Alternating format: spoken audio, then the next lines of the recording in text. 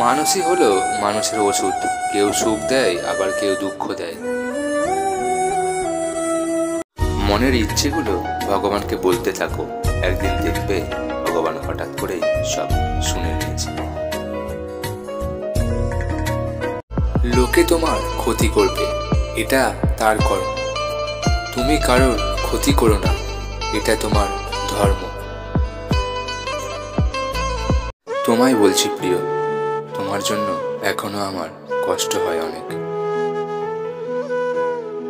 একটা কথা কি জানো, মাঝে মাঝে চোখের দেখাও ভুল হয়। তাই পুরোটা না জেনে ভুল বুঝে সম্পর্ক নষ্ট করো না কখনো।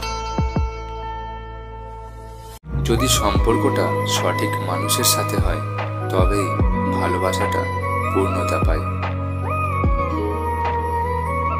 আমাদের মতো ছেলের সবচেয়ে বড় ভুল হলো প্রতিষ্ঠিত না হয়েই কাউকে নিয়ে স্বপ্ন দেখা।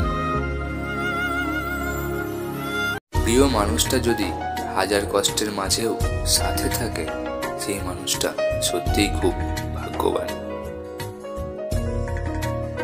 একটা কথা বলি, ওইসব মান অভিমান কিছুই না।